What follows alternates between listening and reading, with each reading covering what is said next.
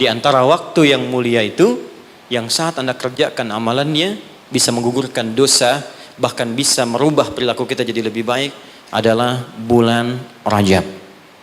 Saya ulangi, adalah bulan Rajab.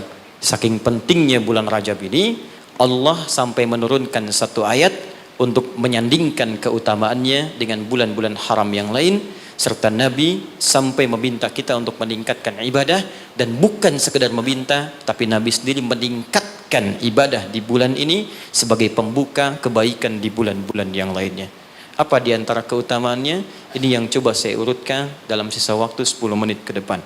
Dan apa yang bisa kita raih ketika kita mengerjakan itu? Bismillahirrahmanirrahim. Assalamualaikum warahmatullahi wabarakatuh. Alhamdulillahilladzi ja'alana muslimin wa gharasa fi qulubina al-imana fa asbahna mu'minin wa amarna bil ibadati linakuna minal muttaqin. Fa subhanalladzi khalaqana ahsana taqwim nahmaduhu hamdan syakirin hamdan na'imin kama 'allamana an nahmadah. Nusalli wa nusallimu ala afdalil anbiya'i wal mursalin nabiyyina Muhammadin wa ala alihi wa sahbihi wa ummatihi ila yaumiddin, amma ba'd.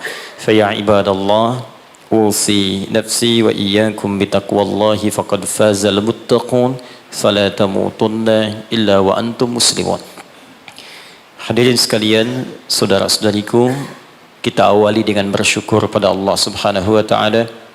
Di antara sekian hamba Allah yang masih hidup di muka bumi sampai saat ini, kita yang masih diperkenankan beriman kepada Allah Subhanahu wa taala, dan bersyukur di antara sekian hamba yang masih beriman, kita yang masih mendapat kesempatan untuk beribadah, menunaikan salat zuhur berjamaah di ruangan yang insyaallah baik ini. Kita bermohon pada Allah semoga salat kita diterima oleh Allah Subhanahu wa taala. Kita tidak tahu di antara sekian salat yang telah kita tunaikan, salat mana yang bernilai di sisi Allah Subhanahu wa taala. Sampai Nabi pun pernah mengajarkan satu doa yang singkat tapi begitu padat, tersebut dalam hadis riwayat Ibnu Majah nomor hadis 925. Setiap selesai salat Nabi berdoa dan mengatakan, Allahumma inni as'aluka ilman nafi'a wa rizqan tayyiba wa amalan mutaqabbala. Ya Allah, hamba mohon, kata Nabi, anugerahkan pada hamba ilmu yang bermanfaat, rizki yang baik, dan penerimaan dalam setiap amalan hamba. Mohon terima solat hamba. Ternyata doa minta diterima amal ini itu sunnah setiap Nabi. Bahkan Nabi Ibrahim dan Nabi Ismail alaihim assalam ketika selesai meninggikan fondasi Ka'bah sehingga menjadi bangunan utuh kembali, pernah terangkan juga di sini, masih ingat bahwa Ka'bah itu redaksi Al-Qur'annya bukan manusia yang bangun, tapi dibangunkan untuk manusia. Jadi ketika Nabi Adam alaihissalam turun ke bumi, ya, Al-Baqarah ayat 38, qulna bitu minha jami'a. Ya, sekarang Adam, Hawa, dimulai tugasmu untuk dinas di bumi. Turun. Jadi Nabi Adam tugasnya bukan di langit, di bumi. Karena itu saat mula diciptakan sudah diinfokan nanti tugasnya di bumi. Ya, Al-Baqarah ayat 30. Wa idz qala rabbuka lil malaikati inni ja'ilun fil ardi khalifah. Ya, ketika Rabbu Muhammad sallallahu alaihi wasallam berfirman menginfokan pada seluruh malaikat dan sebagian jin yang ada pada saat itu bahwa aku akan menugaskan makhluk bukan malaikat, ya, bukan malaikat, bukan pula jin, untuk menjadi pemakmur bumi yang menghidupkan suasana kehidupan di bumi. Maka diciptakanlah Adam alaihissalam, Quran surah 15 ayat ke-28 dengan redaksi yang sama di awalnya. Wa idz qala rabbuka lil malaikati inni khaliqum basyara. Ketika Rabbmu berfirman pada malaikat pemakmur bumi ini, yaitu bukan malaikat, bukan pula jin, tapi basyar. Disebutkan 35 kali dalam Al-Quran. Diberi nama dengan Adam. Al-Baqarah 31. Wa 'allama Adamal asma'a kullaha. Maka selesai kemudian diciptakan, diberi nama Adam, diberikan pelatihan. Di tempat sementara diberi nama dengan Jannah. Ya, surga khusus, ya, bukan yang kita tempati nanti. Tapi ini training sementara di situ. Jadi diberikan pelatihan oleh Allah. Jadi ini hikmah, Pak. Kalau ingin tugas ditempatkan di tempat tertentu, Pertamina ingin mengutus stafnya, misalnya di tempat tertentu. Ya, tadi Wikipedia kurang sedikit itu. Yang tadi itu yang kecil. Yang paling besar sebetulnya, yang belum disebutkan Wikipedia, saya termasuk keluarga Pertamina. Silahkan tanya Pak Nanang kalau nggak percaya itu. Saya termasuk keluarga Pertamina EP di Libya. Jadi itu yang kurang di Wikipedia. Nah, itu sebelum menugaskan siapapun, maka sunnahnya ikutkan training dulu, pelatihan dulu, berikan gambaran-gambaran di tempat ia akan bekerja, sehingga nanti ketika sampai di tempat kerja terbiasa dengan itu. Itu sudah sunnah kehidupan.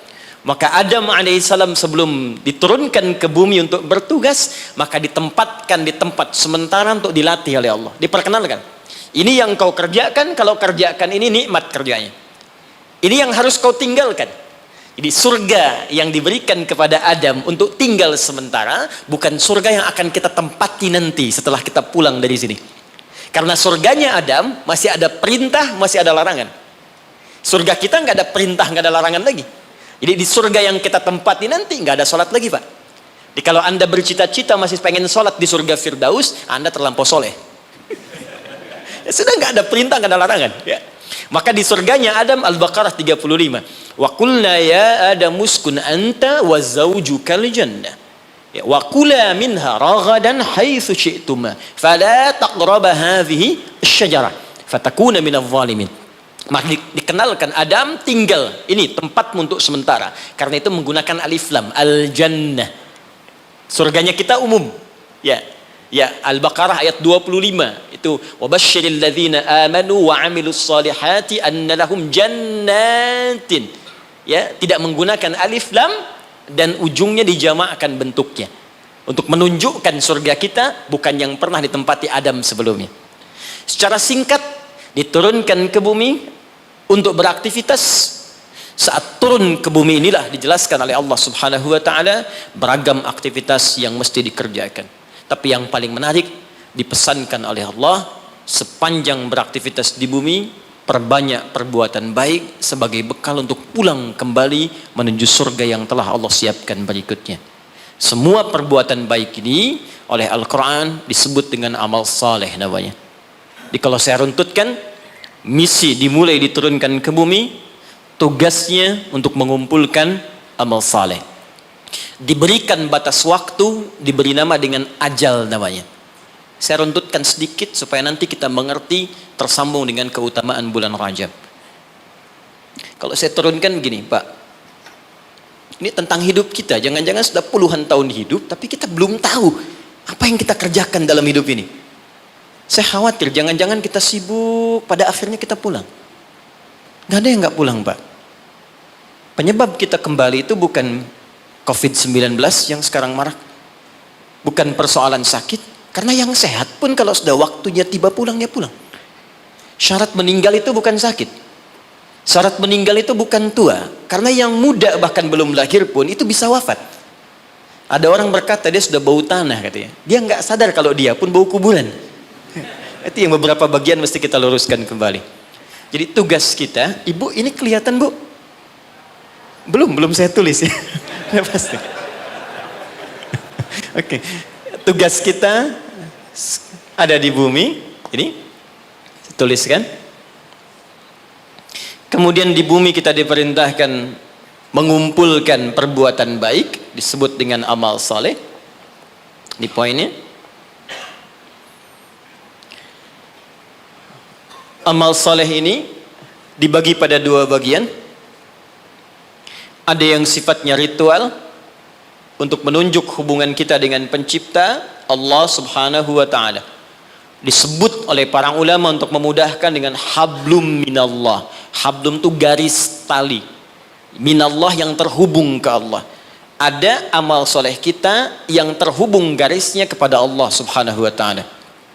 Ini kata Allah diwajibkan kepada kita untuk mengerjakan perbuatan yang pertama ini pun feedbacknya kembali ke kita. Contoh misal, kita ambil sholat. Contoh pertama, sholat hubungan kita langsung dengan Allah subhanahu wa ta'ala. Saat kita mengerjakan sholat pun kata Allah, manfaatnya bukan untuk saya, kata Allah, kembali lagi pada kita.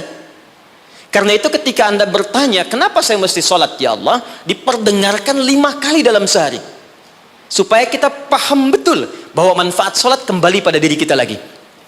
Coba, dalam sehari bukankah kita mendengar kalimat yang disampaikan oleh seorang muadzin? Ya, apa artinya adzan? Adzan apa artinya? Sebetulnya bukan panggilan asal kata adzan itu, asalnya telinga. Adzan itu asalnya telinga, jamaknya udhun. Jamak dari udhun itu adzan. Kenapa adzan disebut dengan adzan? Karena ini satu-satunya lafaz di muka bumi yang pasti akan selalu terdengar oleh orang yang masih punya pendengaran di telinganya. Dan ini satu lafaz satu-satunya di bumi yang tidak pernah berhenti 24 jam. Silahkan Anda cek kalau tidak percaya. Ya, karena itu waktunya setiap tempat pasti selalu berbeda.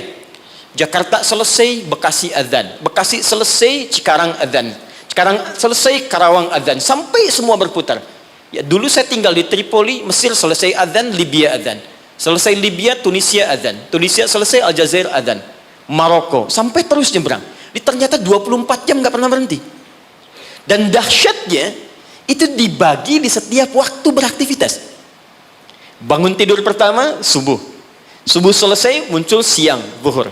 Selesai, masuk sore, asar. Selesai, pembuka ke malam, maghrib.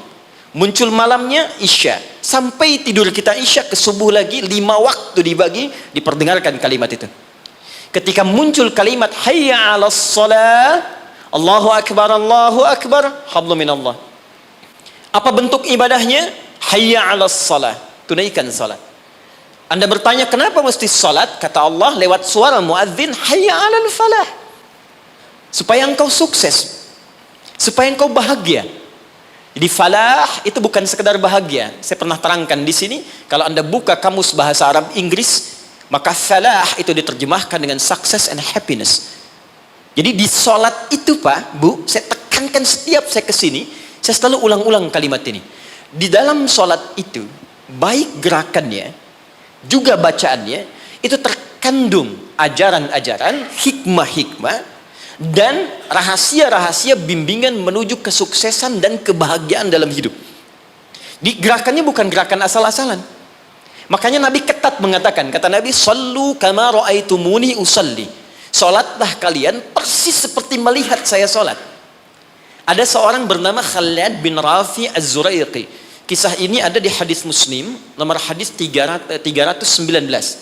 Ya, riwayat sahabat Abu Hurairah radhiyallahu taala anhu. Ini ada seorang bernama Khalad bin Rafi Az-Zuraiqi di zaman Nabi. Datang ke masjid, salat di samping Nabi. Wan nabiyyu fi nahiyatin ukhra minal masjid. Jadi Nabi sedang duduk di sisi lain, dia salat kurang lebih di sinilah. Begitu selesai salat, sallama yaminan wa samala, dia salam ke kanan dan ke kiri, thumma atan nabiyya sallallahu alaihi wasallam. Lalu dia mendatangi Nabi sallallahu alaihi wasallam, fa sallama ilaihi. Dia mengatakan, "Assalamu alayka ya Rasulullah." Apa jawab Nabi? Perhatikan kalimatnya. "Wa alaikassalam wa rahmatullah, irji' salli fa innaka lam tusalli." Kata Nabi, "Wa alaikassalam wa rahmatullah, kamu salat lagi karena engkau belum salat." Padahal orang ini sudah sholat dari takbir sampai selesai salam. Lalu dia mengulang sholatnya sampai 3 kali. Jadi sekali selesai datang Nabi minta sholat lagi. 2 kali selesai datang kata Nabi ulangi lagi. Sampai yang ketiga dia katakan, "Ya Rasulullah ma uhsinu ghairah." Ya Rasulullah, saya nggak bisa lebih bagus dari apa yang saya kerjakan tadi. Sampai sini kemampuan saya. Alimni, tolong ajarkan saya bagaimana sholat yang benar. Jadi kalau sekedar sholat saja dibuka dengan takbir, ditutup dengan salam dan dianggap benar, mustahil Nabi akan seketat seperti menyampaikan tadi. Kata para ulama, kalau ada ibadah diminta ketat menunaikannya, pasti ada hikmah besar yang ada di belakang atau di balik ibadah yang dikerjakan itu.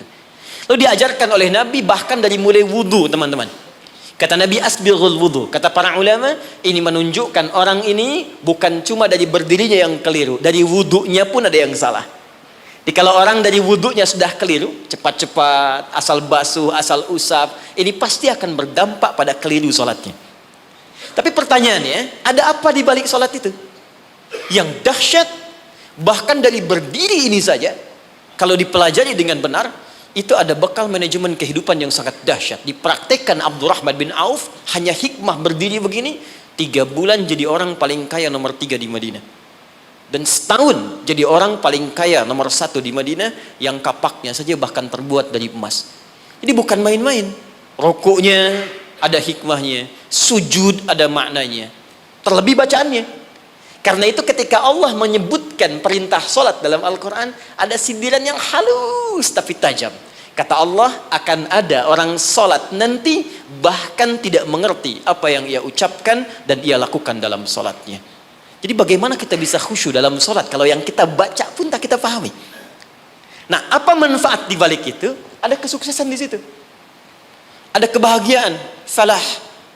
Nanti kalau saya turunkan lebih panjang lagi, tapi singkatnya, ketika kita diminta ibadah pun kepada Allah, hasilnya dikembalikan kepada kita. Jadi kalau orang dengar suara adzan, tahu bahwa sholat itu kunci kebahagiaan, mustahil ada orang yang malas untuk menunaikan sholat. Bukankah pemilik kebahagiaan Allah? Bukankah yang punya rezeki Allah? Bukankah yang punya kedudukan Allah? Qulillahumma malikal mulki tu'til mulka man wa tanzi'ul mulka mimman. Katakan Muhammad pada hamba-hambaku, katakan Muhammad pada semua umatmu, aku yang punya kedudukan, aku titipkan pada siapa yang aku kehendaki.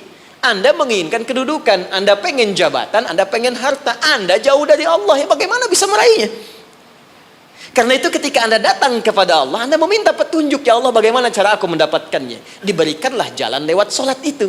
Makanya dalam sholat ada bacaan membimbing bagaimana dapat rizki yang benar, warzuqni, bagaimana supaya Anda kerja nikmat tidak diganggu banyak orang, wajburni, bagaimana supaya derajat kita diangkat, warfa'ni, bagaimana supaya dijaga kesehatan, wa'afini, bagaimana supaya mendapatkan kasih sayang dari teman-teman yang sekarang sedang kita bekerja. Karena boleh jadi Anda kerja, bagi Anda nikmat, bagi orang belum tentu. Karena itu nanti di fikih Quran, di manajemen bisnis dalam fikih Al-Quran, ada pernyataan begini, ketika Anda sedang mengerjakan sesuatu yang besar, maka boleh jadi di sekeliling Anda pun mengincar hal yang sama yang sedang Anda kerjakan. Dan persaingan itu akan begitu ketat. Turunlah kemudian turunan-turunan yang ada di sekitaran itu. Siapa yang bisa menghentikan sifat iri hati di sekitaran teman-teman yang menginginkan proyek yang sama? Siapa yang bisa menghentikan hal-hal yang buruk yang mungkin menimpa ketika Anda mendapatkan tender yang sedang Anda kerjakan? Jika Anda tidak datang kepada yang punya kuasa lebih dari yang lainnya, maka bagaimana itu bisa dihentikan dalam pekerjaan Anda? Ini fungsinya sholat. Satu. Yang kedua, ada yang disebut hubungan dengan manusia. Hablu minan nas. Dengan lingkungan. Aspeknya luas. Di sini ada manusia, ada tumbuhan, ada hewan, dan sebagainya. Dipersingkat oleh ulama, disebut dengan hablum minan nas. Jadi tugas kita selama hidup cuma 2 ini saja, teman-teman. Jaga hubungan baik dengan Allah, jaga hubungan baik dengan manusia. Kita bagus sholatnya, puasanya bagus, baca Qurannya bagus, tapi buruk dengan manusia, maka kata Nabi berpotensi pula masuk neraka. Abu Hurairah di riwayat Muslim mengatakan dari Nabi SAW. Perhatikan kalimatnya, ya, fokus baik-baik. Ya'ti yaumal qiyamati bisalatin. Ada orang yang datang di hari kiamat, kata Nabi, dengan pahala solat yang banyak. Jadi solatnya rajin. Rajin sekali. Solat sunnah dikerjakan, tahajud dikerjakan, wasyamin, puasanya rajin. Cuman sayang, wa ya'ti qad syatama hadza. Dia seringkali mencaci orang lain. Senang mencela orang. Wa kadzafa hadza, gemar menuduh orang. Wa daraba hadza, senang berselisih. Wa safaka dama hadza. Dan ada di antara puncaknya dia menumpahkan darah dengan menyebut nama Allah. Ini kalau Nabi sebutkan pasti kejadian. Pasti kejadian. Kata Nabi akan tiba nanti di masa-masa yang akan datang. Wallahu a'lam, mungkin sekarang. Ada orang rajin sholat tapi senang berselisih. Rajin puasa tapi senang mencela. Bahkan ada di antara mereka menumpahkan darah menyebutkan nama Allah di dalamnya. Tembak orang, Allahu Akbar. Bom sana, bom sini, Allahu Akbar. Makanya saya sering katakan, kalau ada orang, Anda ikut kajian, dan ternyata isinya membawa Anda pada hal-hal yang ekstrim, maka segera tinggalkan. Karena boleh jadi itu yang dimaksudkan Nabi 15 abad yang lalu. Ya. Apa yang terjadi? Kalau ada orang sholat kemudian dia mencela orang lain, kata Nabi, tu'khadhu hadza min hasanati wa hadza min hasanati. Maka diambil pahala sholatnya, diberikan pada yang dicela itu. Ditransfer langsung. Kayaknya nggak usah marah kalau sedang dicela, transfer pahala. Ya, Anda sedang bekerja, tiba-tiba mau sholat, dicela orang, soleh, padahal nama Anda Asep misalnya. Nggak usah marah. Itu ketika pindah pahala. Dan nggak usah bikin status juga, misalnya, oh, alhamdulillah dapat pahala, sama aja bohong. Ya. Nah, itu pindah, Pak. Nah, korelasinya apa? Ternyata bagian dari kesuksesan manusia itu bukan hanya di dunia, terlebih di akhirat, juga membangun hubungan baik dengan sesama. Dan itu nggak dibatasi, teman-teman. Nggak ada batas akidah di situ. Hubungan baik dengan sesama, ternyata kalimatnya menggunakan kata nas. Imannya dibuang. Di Quran ada ya ayyuhalladzina amanu, ada ya ayyuhan nas. Ingat. Ya ayyuhalladzina amanu spesifik untuk orang beriman saja. Ya ayyuhan nas universal sifatnya sepanjang dia mencakup kategori manusia. Yang paling dahsyat, hubungan baik dalam konteks kemanusiaan oleh Al-Quran tidak diikat dengan kata iman, tapi sifatnya universal. Bahkan saya berikan contoh yang paling dahsyat. Anak beriman, ibu belum. Jadi ada kasus anaknya masuk Islam, bapak ibunya belum. Dalam konteks ini pun diperintahkan langsung oleh Allah untuk tidak memutus hubungan baik dengan ibunya. Quran surah 31 ayat ke-15. Wa in jahadaka ala an tusyrika bima laysa laka bihi ilmun fala tuti'huma. Kata Allah, kalau nanti kamu menjalani kehidupan sedang ibadah, ibumu, ayahmu memaksa engkau untuk balik kepada kepercayaan semula, silahkan tolak dengan cara yang lembut. Wasahibhuma fid dunya ma'rufa. Tapi jangan sampai perbedaan keyakinan menjadikan hubungan kebaikanmu dengan orang tua terputus. Kata Quran, kalau kamu mau marah pada ibumu, ingat dulu dia melahirkan engkau. Dia mengandung engkau. Dia memberikan ASI padamu, sampai disebutkan di ayat 14 ini. Jadi Anda bayangkan, ternyata hubungan baik sesama kemanusiaan itu, pertama, tidak diikat dengan nilai-nilai akidah tadi, sifatnya dibuka luas, tapi berdampak pada penilaian baik kita di hadapan Allah Subhanahu wa Ta'ala. Boleh jadi, kenapa saya katakan ini? Boleh jadi di lingkungan tempat kita bekerja sekarang, di Pertamina misalnya, kan nggak semuanya Muslim. Mungkin ada yang non Muslim, mungkin ada yang Kristen, mungkin ada yang Hindu. Sepanjang kita membangun aktivitas kemanusiaan, bekerja sama dengan baik. Anda mau traktir? Boleh. Diskusi, jalan. Berbagi, lakukan. Dan niatkan sebagai ibadah kepada Allah Subhanahu wa Ta'ala. Boleh jadi asbab hidayah. Nah, sekarang pertanyaannya, saya langsung cepat karena waktu saya hanya sebentar di sini. Dari sekian yang kita kerjakan dalam kehidupan sampai usia sekarang ada yang 40 tahun, 50 tahun, lebih daripada itu. Pertanyaan saya, berapa amal soleh yang kita kumpulkan dari 2 tugas yang Allah berikan pada kita sampai dengan saat ini? Jangan-jangan Anda sholatnya bagus sekarang tapi dengan istri masih punya masalah di rumah. Ibu dengan orang tua masih punya masalah. Dengan tetangga ada yang belum baik. Ada kata-kata keburukan yang belum diedit. Ada kalimat-kalimat kotor yang belum ditarik kembali. Dan Anda yakin akan wafat.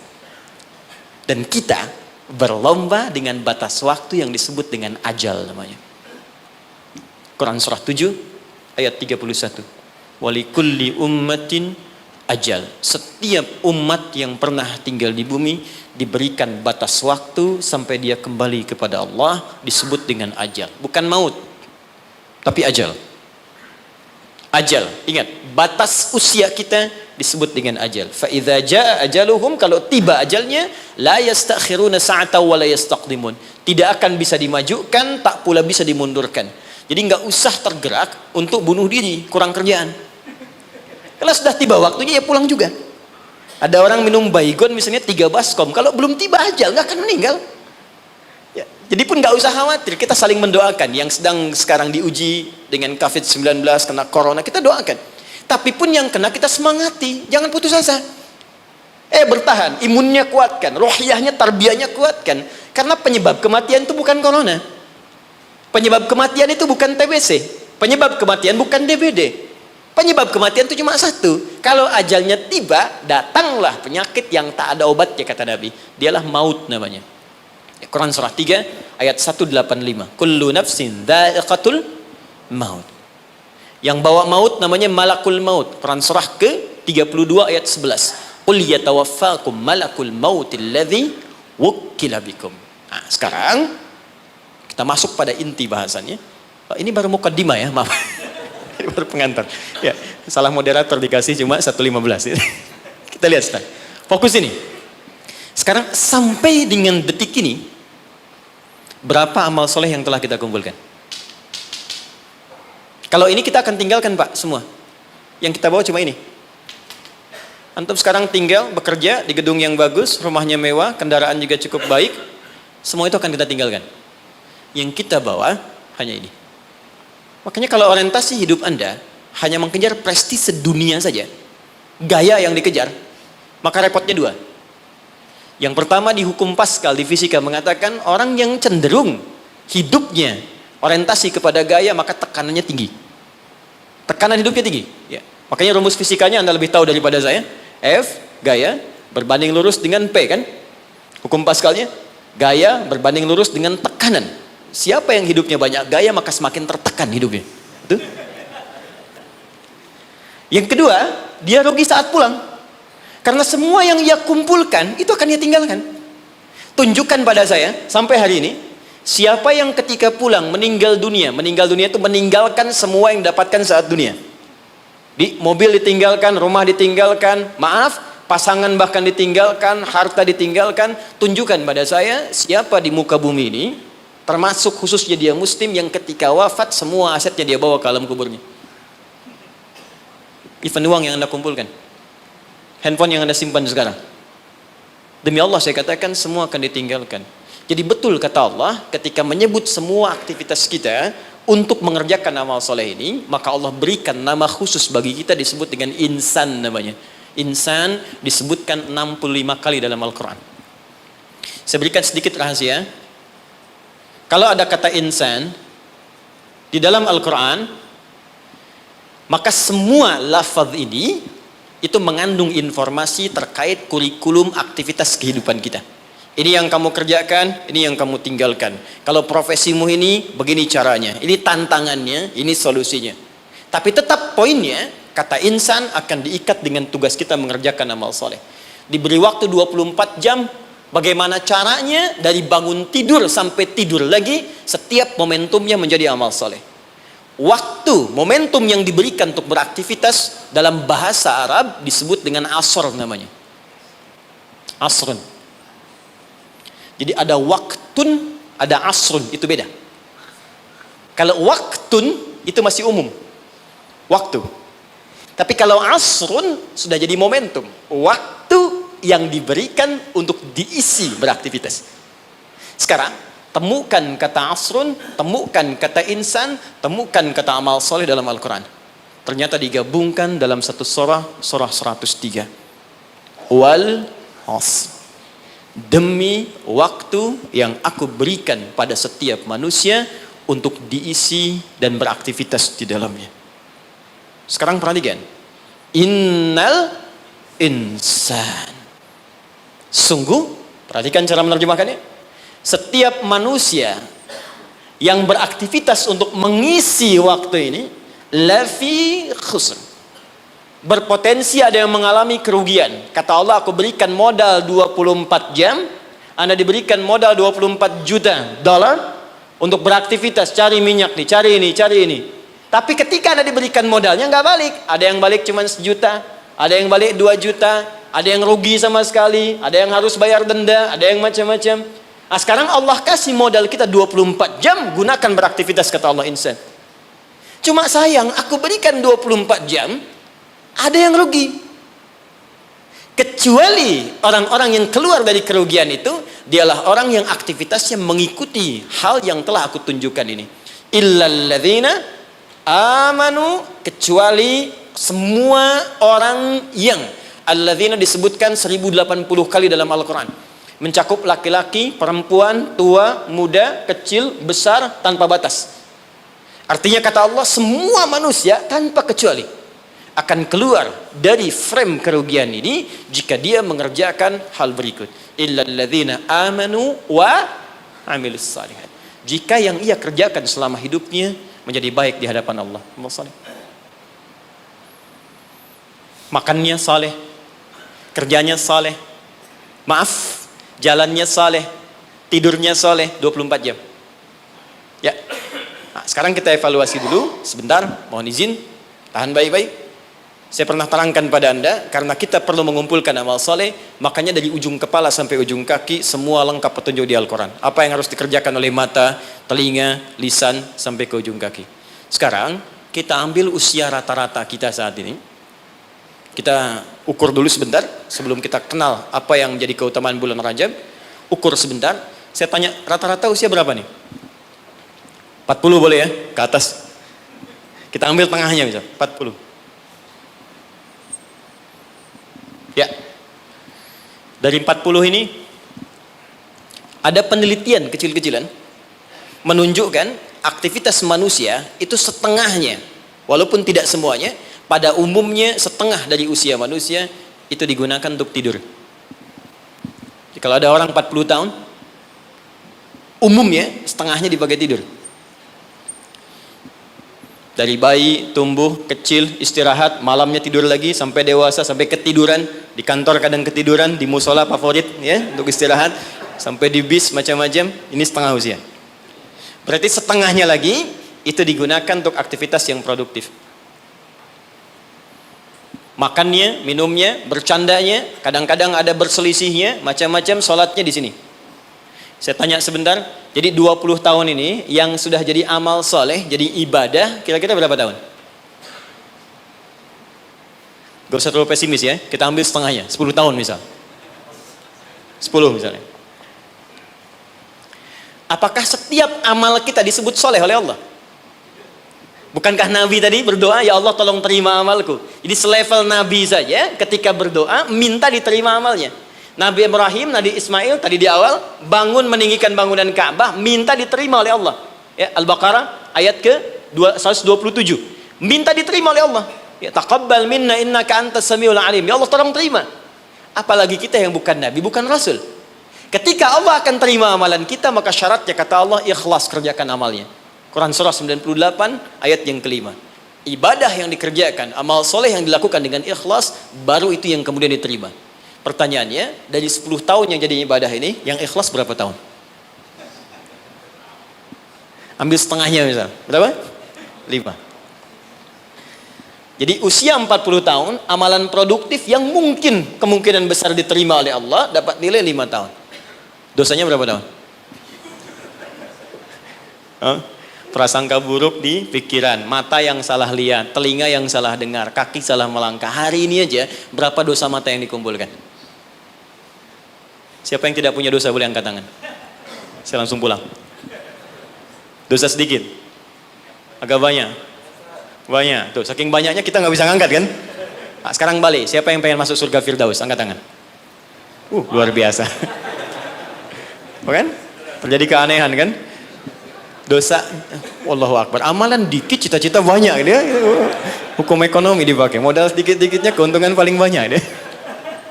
Nah, sekarang kita inginkan tingkat surga yang paling tinggi, surga Firdaus bersama Rasulullah. Tapi tahu kemampuannya cuma sedikit. Betul, ini lebih daripada Arab di zaman Nabi. Ada orang Arab di hadis Muslim, nomor hadis yang ke-14, jilid yang pertama. Jadi ada orang Arab Baduy datang pada Nabi begini. Dia ngerti tentang keadaan dirinya. Ya Rasulullah, alimni amalan basitan yudkhilul jannah. Ya Rasulullah, ajarkan padaku amalan ringan-ringan aja. Yang penting bisa masuk surga. Yang penting ke surga katanya. Ya. Ini cerdas nih ya, modal dikit keuntungan pengen banyak kan. Dia pokoknya surga aja, dia tahu surga yang kelas biasa pun pasti luar biasa. Ya, nggak apa-apa nggak masuk Firdaus, surga Aden nggak apa-apa. Yang penting masuk surga. Ajarkan padaku dikit-dikit aja. Maka apa kata Nabi? Cukupkan kerjakan yang wajib saja. Iktafi bil faraid. Jadi fardu aja, nggak perlu sholat sunnah. Ramadan, tunggu puasa Ramadan aja, nggak perlu puasa sunnah. Tapi kamu jangan maksiat. Kalau pengen nambah, kerjakan kata Nabi, anta tawwa, kecuali yang sunnah kamu pengen tambah. Kerjakan yang fardu, jangan maksiat, boleh nggak kerjakan sunnah pun masuk surga kamu. Fantalaqa, pergi orang itu lantas mengatakan pada Nabi, "Ya Rasulullah, aku komitmen kerjakan yang wajib, aku nggak akan kerjakan yang sunnah, dan aku jaga diri untuk tidak berbuat maksiat." Pergi orang itu, fantalaqa, hadis sahih. Ketika dia pergi, komentar Nabi, "Aflaha in sadaqa aw dakhalal jannah." Kalau benar dengan komitmennya, masuk surga dia. Cuman yang perlu kita catat, dia tinggalnya di padang pasir. Di padang pasir mau maksiat apa? Kelihatan unta, itu pun jarang-jarang. Kadal gurun, yang dilihat cuma pasir. Unta nggak pakai baju ya memang begitu. Ya, kadal seksi ya memang nggak pakai pakaian. Dan nggak dosa. Sekarang kita tinggal di kota, tinggal di Jakarta, Videoton kelihatan tiap hari. Maksiat nampak depan mata, kedengaran di telinga, langkah pun kita nggak teratur. Terus pengen berlaku hal yang sama. Terus kita bandingkan lagi, dia mengukur diri, keadaan saya begini, yang penting dapat surga. Anda tahu dosa banyak, pengennya Firdaus. Lantas bagaimana kita meraihnya? Tapi rahmat Allah mengalahkan kadar logika manusia, yang kadang-kadang ingin semua dijangkau rasional dalam hidupnya.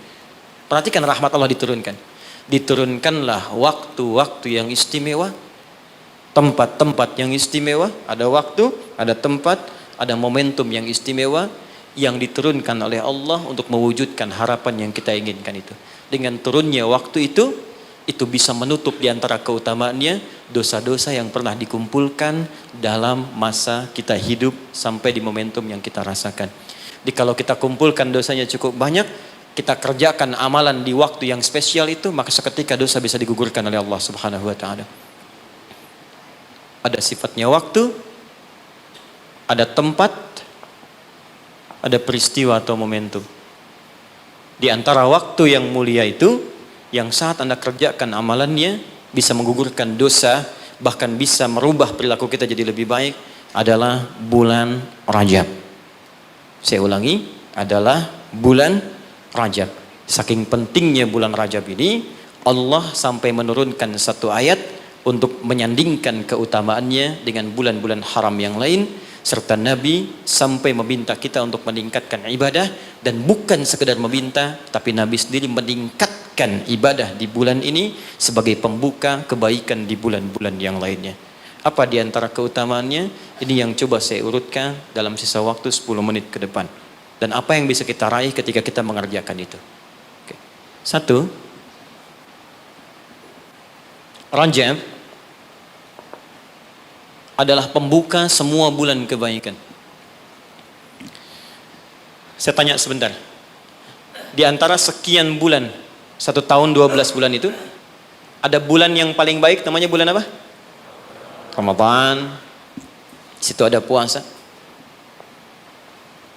Setelah itu ada apa? Yang kita dapat Idul Fitri di situ? Syawal, bahkan ada puasa. Apa lagi? Dzulhijjah, ya, ada Idul Adha di situ, Dzulhijjah. Kalau kita lihat hadisnya, bulan ke-11 pun Dzulqa'dah, bulan bagus, disebut bulan haram, Dzulqa'dah. Sebelum Ramadan, itu bulan yang sangat digemari oleh Nabi, sampai Nabi banyak puasa di bulan itu, yaitu Sya'ban. 1, 2, 3, 4, 5. Ada dari 12 bulan, ada 5 bulan yang sangat istimewa, sifatnya berurutan. Sya'ban 8, 9 Ramadan, 10 Syawal, Dzulqa'dah yang ke-11, Dzulhijjah yang ke-12. Pembukanya, pintunya Rajab. Enggak mungkin bisa ke Sya'ban kecuali masuk Rajab dulu. Enggak mungkin dapat Ramadan kecuali Rajab dulu. Karena itulah Nabi bahkan pernah mengatakan dalam beberapa kesempatan, diteruskan sampai kepada kita, hati-hati, amalan-amalan ini. Bahkan ada ulama yang mengatakan, kalaupun kita nggak dapat Ramadan, minimal Rajabnya dapat. Karena itu pintunya. Dan kita nggak tahu. Tadi saya mau ke sini, Pak, di jalan itu, saya dengar informasi, ada orang yang sudah pesan tiket dan paket lengkap untuk umrah di bulan Ramadan. Ya, jadi jauh-jauh hari pesan karena tahu akan padat situasinya. Lalu tahu apa yang terjadi? Ternyata harap-harap ingin ke Ramadan, masuk bulan Rajab, wafat semua orang itu. Semuanya. Ini sangat menarik ini. Baru tadi saya di jalan, ya dapat informasi, ada seorang syekh dari Timur Tengah, dia ceramah, ada sekelompok orang berharap-harap dapat kemudian berangkat di Ramadan, Tiba-tiba wafat dia di bulan Rajab. Sampai ulama ini mengatakan kalau tak dapat Ramadannya karena kita nggak tahu kapan pulang, minimal Rajabnya. Maka apa yang kita lakukan di bulan Rajab ini seperti Nabi pernah contohkan kepada kita. Maka mulai dengan kalimat yang pertama, turun Quran surah 9 ayat ke-36. Saking pentingnya bulan ini, ada ulama mengatakan karena bulannya penting dan istimewa, maka setiap muslim mesti mengetahui keistimewaannya.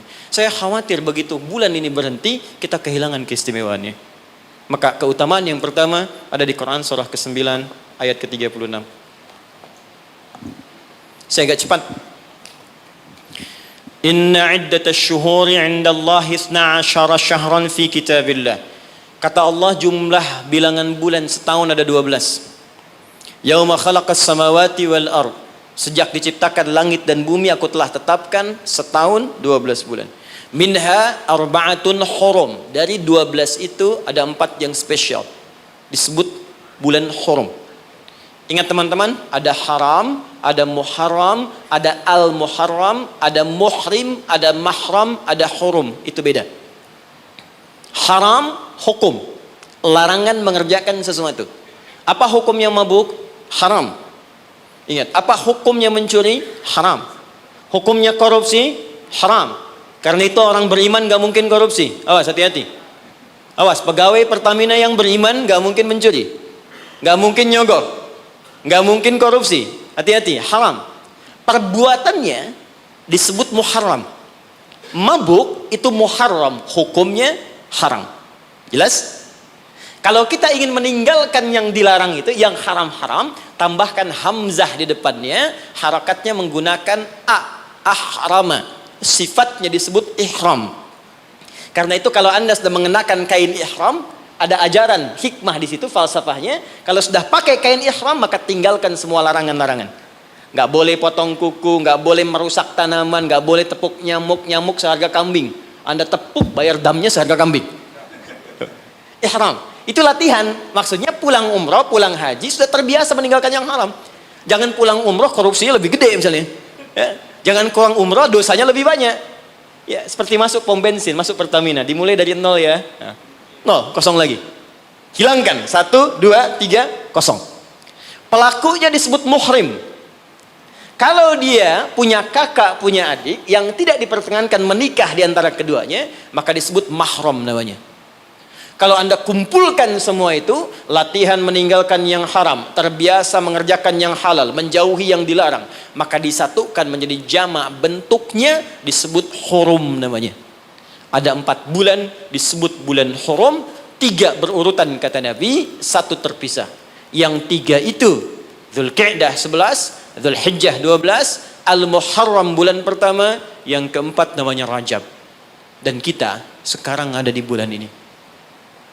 Siapa yang masih ingat sekarang tanggal berapa? Sekarang tanggal 17 Rajab 1441 Hijrah. Kita sekarang ada di bulan spesial ini. Amalan pertama, apa yang harus kita kerjakan di bulan ini? Teruskan ayatnya. Dzalikad dinul qayyim fala tadhlimu fihinna anfusakum. Orang yang agamanya benar, yang Islamnya baik kata Allah, maka dia akan memanfaatkan Rajab dengan mengerjakan amalan yang pertama. Apa itu? Fala tadhlimu fihinna anfusakum.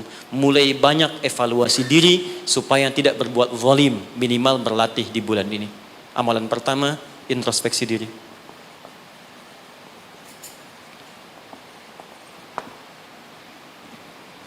Maaf Pak Ibu, saya tidak bermaksud mengajari, hanya menerangkan apa yang dimaksud oleh Al-Quran. Zalim, fala tazlimu, jangan zalim. Zalim itu menempatkan sesuatu bukan pada tempatnya. Ada gelas, ada gayung. Gelas untuk nampung air minum, gayung nampung air mandi. Anda minum pakai gayung, mandi pakai gelas. Zalim namanya. Nah sekarang, anfus jamak dari nafas tubuh kita. Ya ini anfus itu jamak dari nafas nih kita. Dari ujung kepala sampai ujung kaki. Setiap tubuh ini sudah diterangkan oleh Allah fungsinya. Misal, mata fungsinya melihat yang baik. Quran surah ke-24 ayat 30. 31 untuk perempuan.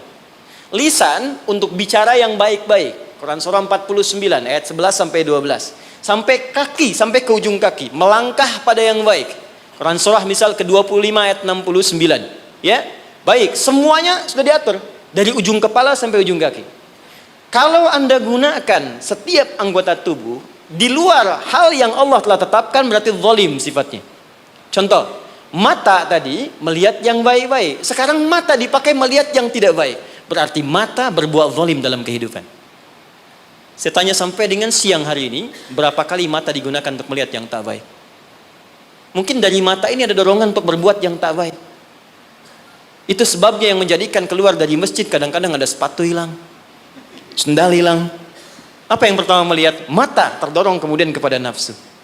Baik, sampai ke ujung kaki, berapa kali berbuat yang keliru. Itu mungkin yang menghambat kesuksesan yang dikerjakan saat ini. Karena lisan dengan teman jadi nggak akrab. Karena pendengaran yang keliru muncul fitnah. Karena melangkah pada yang tidak benar muncul hal yang menjadikan perselisihan. Berapa banyak yang kita harus evaluasi. Maka yang pertama, ini masih ada waktu? Masih, sampai jam berapa ini? Oh, ini Pak Nanang kalau rakyatnya sudah begini nggak ada pilihan nih. Baik, tahan baik-baik. Ini terakhir bagiannya. Maka kalau kita sadar ada yang berbuat yang tidak baik, maka saya berikan gambaran singkat bagaimana cara memperbaikinya. Sekarang lihat sini. Teman-teman masih ingat nggak pemilik rezeki siapa? Allah. Yang punya kedudukan siapa? Allah. Yang punya kebijakan siapa? Allah. Sekarang kita bekerja kan supaya Allah kasih pada kita kan? Nah, sekarang kata Allah, kerjakan ini, jangan lakukan ini. Lalu Anda mengerjakan yang dilarang oleh Allah. Dan berharap mendapatkan apa yang akan diberikan oleh Allah, maka mustahil. Sekarang nggak usah bicara tentang Allah lah. Anda ingin dapat sesuatu, tapi dengan orangnya punya hubungan buruk, kan mustahil bisa dapat yang diinginkan. Anda mau datang ke si B, tapi Anda tidak punya hubungan baik dengan si B. Apa yang tidak diinginkan si B, Anda kerjakan, mustahil Anda dapatkan. Sekarang karena itu Nabi ilustrasikan begini. Kalau ada orang yang dalam hidupnya sering menyalahi perintah Allah dalam kehidupan, bukan hanya hablum minallah, tapi juga hablum minannas. Karena hukum kehidupan dunia nanti diikat oleh hukum dunia. Akhirat diikat dengan kaidah akhirat. Jadi kalau Anda ingin kaya, ya Allah, kaya itu dunia. Maka hukum dunia diturunkan. Kerja itu hukum dunia. Jujur hukum dunia. Maaf, punya attitude yang baik hukum dunia. Membangun hubungan baik dengan sesama pun hukum dunia. Maka dari itu, maaf, sekalipun Anda punya hubungan yang tidak baik, bukan dengan muslim, dengan non-muslim misalnya punya perilaku buruk, yang tidak diperkenankan oleh syariat. Anda bohong pada non-muslim, Anda misalnya zalim pada non-muslim, berlaku juga, jangan harap karir Anda sukses. Sama persis. Ya, sekarang perhatikan baik-baik. Kalau ada orang berbuat maksiat kepada Allah, melanggar dua ketentuan tadi, maka kata Nabi, naqtas sauda, diberikanlah kemudian di atas katup hatinya noda-noda hitam. Semakin banyak dikumpulkan, semakin menutup seperti ini.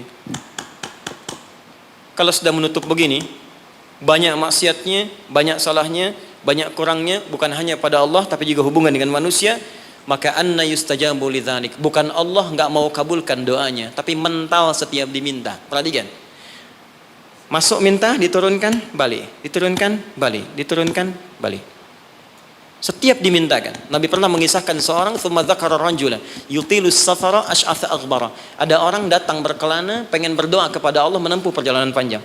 Doa yang dikerjakan saat perjalanan panjang cepat dikabulkan 2 kali lipat dari yang biasa. Kemudian menyebut nama Allah al-asmaul husna. Doa yang dibuka dengan al-asmaul husna cepat dikabulkan. Yang ketiga dia mengangkat tangan. Doa yang dilakukan dengan mengangkat tangan cepat dikabulkan dibandingkan dengan yang diam. 3 amalan dia kerjakan 6 kali seharusnya lebih cepat dikabulkan. Tapi apa komentar Nabi pada saat itu? Anna yustajabu lidzalik. Bagaimana doanya bisa dikabulkan? Jadi begitu dia minta dengan keadaan itu, mental lagi. Apa penyebabnya? Maaf, mat'amu haram. Karena dia cari kerja dengan cara yang haram. Mashrabu haram, minumannya haram. Malbasu haram, pakaiannya haram. Wa ghudhiya biharamin, dan perilakunya haram. Ya, tidak cukup kita bisa mendapatkan kelancaran dalam usaha dengan sekedar sholat. Sholat memberikan keberkahan, kemudahan, kelancaran. Kalau hubungan dengan manusianya buruk, juga sama akan menghambat. Dengan ibu Anda kurang baik, dengan ayah Anda kurang baik, dengan istri, dengan suami kurang baik, itu mungkin bisa menghambat kepada karir pekerjaan Anda. Apalagi, kalaupun ini baik, dengan suami baik, istri baik, tetangga baik, tapi kalau dengan Allah tidak baik, maka ada sesuatu yang tidak mudah kita dapatkan dalam kehidupan. Terakhir, bagaimana cara berintrospeksi di bulan ini? Maka diturunkanlah oleh Nabi cara-cara berintrospeksi dengan 3 pendekatan utama. Ada 3 lafadznya, ini saya ajarkan yang paling ringan saja. Kalau terkait dengan dosa-dosa keseharian, maka lakukan zikir Nabi Adam. Quran surah ke-7 ayat 23. Saya yakin kita hafal. Rabbana zalamna anfusana wa illam taghfir lana wa tarhamna lanakunanna minal khasirin. Bacakan itu minimal setelah selesai kita salat. Astaghfirullah, astaghfirullah, astaghfirullah. Allahumma antas salam, minkas salam, tabarakta ya dzal jalali wal ikram. Perbanyak zikir tadi. Rabbana zalamna anfusana wa illam taghfir lana wa tarhamna lanakunanna minal khasirin. Tapi mohon sekali, ketika Anda bacakan zikir ini, jangan sekedar diucapkan di lisan. Bayangkan Anda punya persoalan apa dalam kehidupan. Jadi ketika Anda bacakan, mata Anda zalim, rasakan kezaliman itu. Ketika dengan orang tua tak bagus, bayangkan perbuatan buruk yang sedang Anda kerjakan.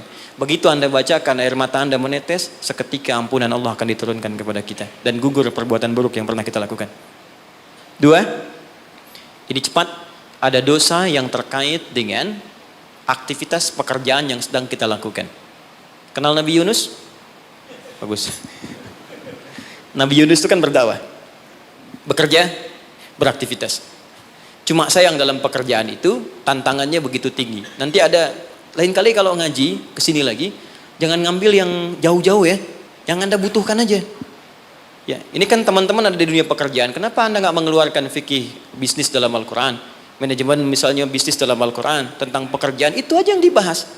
Itu lebih terasa nanti apa yang kita butuhkan, itu yang kita dapatkan. Ada di Quran cara misalnya memudahkan kita mendapatkan kemudahan dalam pekerjaan, tantangannya apa saja, ini yang terjadi kalau Anda bisnis begini, ini yang mungkin terjadi pada orang, penyakit ini yang muncul dari ria untuk diri yang meraih kesuksesan, dari yang iri hati, yang dengki, mengobatinya bagaimana, ada semua. Nah, Nabi Yunus salah satu tipikal yang dicontohkan oleh Allah, sedang beraktivitas, bekerja, dapat tantangan tidak biasa. Ingat ini ya, kalau tantangannya begitu tinggi, maka lawannya sepadan. Di balik itu Allah ingin menganugerahkan anugerah yang tidak biasa. Karena ujian berat tidak akan diberikan pada orang kecil. Ya, jadi kalau Pertamina misalnya sedang menghadapi ini sesuatu yang besar, tantangan besar, artinya di balik itu ada anugerah besar yang akan dihadapkan kepada Anda. Karena itu ingat baik-baik. Dalam konteks ini Al-Quran mengatakan hanya orang-orang besar yang bisa melewati itu. Kadang-kadang di situ akan kelihatan orang yang cuma malas numpang kerja saja akan terlihat. Orang yang butuh tantangan dia akan dihadapkan pada kesuksesan. Secara singkat, dakwah diusir, masuk ke kapal sampai dilemparkan ke lautan. Ya, jadi dakwahnya diisengi, diusili sampai yang terakhir puncaknya dilempar ke lautan, masuk dalam perut ikan paus. Saya mau tanya sebentar, kalau masuk perut ikan paus kira-kira pengap atau tidak? Sudah pernah masuk? Pengap, gelap, sulit kan? Baik ya? Nah, gambarannya nonton film Pinocchio kelihatan kan? Nah, sekarang lihat baik-baik. Ketika Nabi Yunus alaihissalam ada dalam perut ikan paus itu, sempat terlintas dengan sifat kemanusiaannya. Kapan saya bisa keluar dari persoalan ini? Kapan Allah tolong saya? Itu fitrah kemanusiaannya. Tapi fitrah kenabiannya, karena beliau maksum, diluruskan oleh Allah. Jangan mengeluh. Ini jalan menuju kesuksesan. Bagian dari kebaikan yang mungkin kamu akan dapatkan. Lakukan zikir ini, begitu diucapkan zikirnya, dikeluarkanlah dari kesulitan itu. Saya mau tanya sebentar. Tadi masuknya ke perut ikan apa? Ikan paus. Tapi ketika dikeluarkan, bahasa Qurannya, bukan saya keluarkan dari perut ikan paus, tapi Allah katakan dengan kalimat yang sangat indah. Di ujungnya ditutup, siapapun yang punya persoalan yang sama seperti Yunus, kalau melakukan zikir yang sama, aku akan bebaskan dari setiap kesulitan aktivitas yang sedang ia lakukan. Buka Quran surah ke-21, ayat 87 sampai 88. وَذَنُّونِ إِذْ ذَهَبَ مُغَاضِبًا فَظَنَّ أَن لَّن نَّقْدِرَ عَلَيْهِ فَنَادَى فِي الظُّلُمَاتِ أَن لَّا إِلَٰهَ إِلَّا أَنتَ سُبْحَانَكَ إِنِّي كُنتُ مِنَ الظَّالِمِينَ فَاسْتَجَبْنَا لَهُ فَنَجَّيْنَاهُ مِنَ الْغَمِّ. Masuk ke perut ikan paus, tapi dikeluarkan bahasanya menggunakan gham. Apa itu gham? Gham itu secara singkat awan gelap yang menaungi. Ghammun. Orang Arab menggunakan kalimat gham pada setiap peristiwa yang membuat kita gelap, pengap, lelah, capek. Anda yang ngajukan tender, Anda yang dapat proyek diserobot oleh orang lain. Bukankah tiba-tiba merasa lemas? Langsung gelap, padahal matahari begitu terang. Jadi nggak enak makan, jadi lunglai, tiba-tiba stres. Ya, dirawat saja. Anda yang mencoba melamar, tiba-tiba dipinang oleh orang lain. Ya, Gelap, capek, lunglai. Ya gelap, itu gom namanya. Jadi maaf, ada orang yang memang nggak masuk ke perut ikan paus, tapi mengalami peristiwa yang luar biasa. Tantangan besar, jahilin orang, oh, kok mesti saya? Tiba-tiba keluar di lisan, ya Allah kenapa saya? Saya tahajud, saya puasa juga, saya baca Quran juga ya Allah. Apa kurang saya? Kurang sabar. Ya, ternyata kadang-kadang terucap teman-teman sedang kerja, ya bebannya begitu tinggi, udah gali-gali, udah tahajud, minyaknya nggak dapet. Ya, atau tiba-tiba sudah dibilang nggak dapat terus diambil orang gitu. Apa yang harus dikerjakan? Itu pernah terjadi. Kata Allah, lakukan zikir Nabi Yunus alaihissalam. Ada yang salah dalam diri kita. Yang ngatur itu Allah. Jangan mengeluh. Ya, 2 kali lipat motivasi munculkan lagi, petakan lagi, tambah lagi pengetahuannya, kerja lebih maksimal lagi, maka pembukanya dibuka dengan kalimat zikir. Ini yang membebaskan kita dari kesulitan. Jadi kalau Anda sedang praktek, kerja dimanapun, offshore kah itu atau di darat kah, atau ada kesulitan di kantor, bacakan zikir ini. Ini bagian dari hal yang ketika kita bacakan bisa menghilangkan kesulitan yang kita sedang rasakan. Rabbana, masih ingat?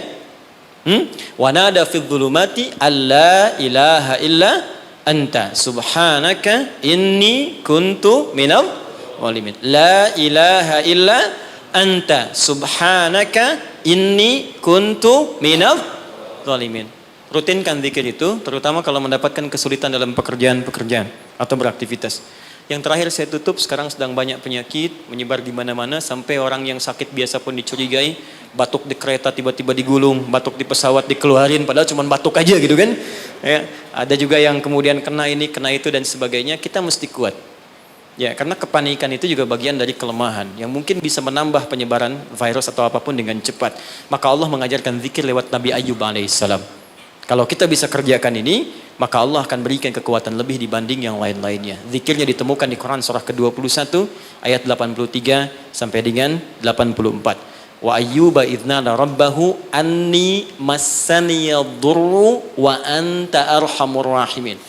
Saya ajarkan zikir ini tidak main-main. Kalau ada yang divonis penyakit, entah Anda, kerabat Anda, keluarga Anda, sepupu dan sebagainya, dan dokter mengatakan mustahil sembuh, maka bacakan zikir ini. Allah sudah berjanji di ayat 84-nya, siapa yang mengamalkan zikir ini, saya akan sembuhkan penyakitnya, walaupun ia menderita penyakit seperti Ayyub alaihissalam yang tidak pernah dialami orang sebelumnya atau dirasakan orang setelahnya. Karena kadang-kadang ada keluhan ketika sakit. Ya Allah, kenapa saya begini? Ya Allah, kapan sembuhnya? Bacakan zikirnya, anni massaniyadurru wa anta arhamur rahimin. Saya tutup. Rajab, keutamaan yang pertama akan mempercepat anugerah Allah untuk mengampuni dosa-dosa yang pernah berjalan selama hidup kita. Maka isi bulan ini dengan istighfar. Istighfar yang baik, koreksi diri kita. Sehingga saat masuk bulan Ramadan, kita sudah dalam keadaan yang optimal untuk bisa mendapatkan semua kenikmatannya. Maka mohon izin, maaf, pulang dari sini, coba cek dulu Pak ya. Ibu di rumah dengan anak-anak mungkin ada masalah, selesaikan. Dengan pasangan hidup, di kantor, jangan sampai itu yang memberatkan Anda ketika pulang kepada Allah Subhanahu wa taala.